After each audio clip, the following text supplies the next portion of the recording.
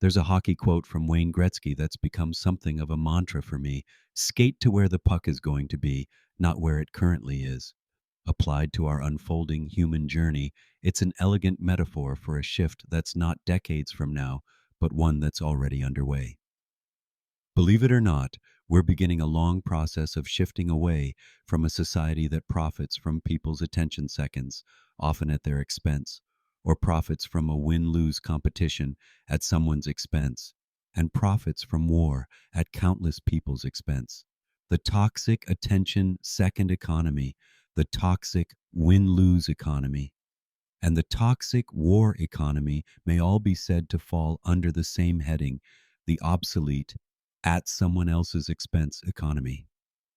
Why would we continue to mutually agree to and mutually endorse and perpetuate an archaic, unenlightened system built with the backbone of "at least it's not me, sucks to be you"? This could only make sense if we're all separate and what happens to you doesn't impact me. That false narrative has never been true. The "because it's always been that way" answer might prove adequate answer for the "stay in line, do what you're told, and don't question" crowd, but it won't suffice for the increasingly prevalent self sovereign thinkers that will lead us towards our future. We're currently witnessing an awakening in consciousness that spiritual traditions have spoken of for centuries. Part of this awakening includes an accelerating expansion into awareness of dimensions beyond the familiar four dimensions of height, width, depth, and linear time. This goes beyond mere speculative philosophy. It's a living transformation. It's a shift away from fear based patterns of separation and competition towards recognizing our inherent interconnection, a shift toward collaboration, compassion, and unity. To truly align with this emerging wave requires internal work, which includes cultivating sovereignty of mind. That means choosing balanced, coherent thoughts along with balanced emotions and energetic states, cultivating intuitive clarity, managing our personal energy, activating heart centered awareness, and choosing discernment over judgment are all hallmarks of those skating ahead rather than chasing behind. Will there ever be a time when those who've been skating ahead will have an advantage? Although it's not being publicized, I suspect that's already the case. That said, I also believe the day that it's publicly acknowledged is liable to arrive sooner than many think. As our consciousness frequency continues to rise, anchored with improved coherence, our relationship with time and space may begin to look increasingly less rigid and increasingly more fluid.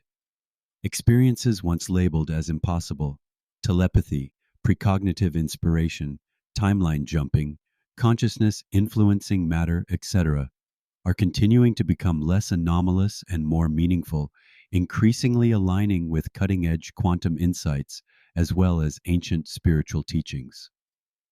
It's as though reality is softening to accommodate our evolving consciousness.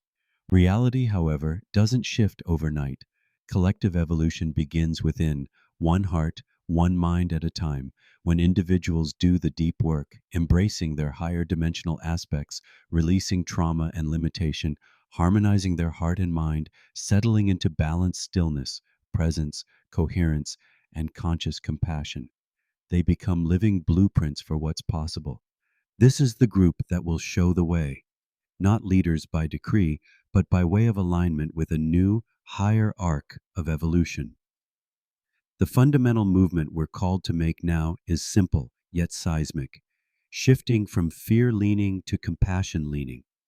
Fear shrinks us, contracts our awareness, and limits our concern for anything more than just our immediate family. Compassion expands us. It reorganizes our neurochemistry, boosts our immunity, and may literally shift us into richer, more vibrant parallel timelines. So, the question is not if this evolutionary leap is happening, but how and how fast. Are you letting the shift wind push you along haphazardly? Or are you using it to glide ahead, purposeful and present, skating precisely towards the parallel timeline you most prefer to? In every moment, as the shift and the split seem to accelerate, we have a choice. We can default to a descending consciousness parallel timeline, or we can consciously choose an ascending consciousness timeline. The decision isn't just spiritual, it's practical. What will it be? The proceeding was generated by an AI ghostwriter from Bob Cochran's writing and sampled voice. For more information on Bob's first book, Emerging Imaginal You, a time traveling note to self from the corner of science and spirituality, or his second book, Hyperdimensional You, Surfing the Shift Toward Mastery, check out Clever, the number 2, Wise. That's clever2wise.com. On Facebook, search for hashtag Clever2Wise.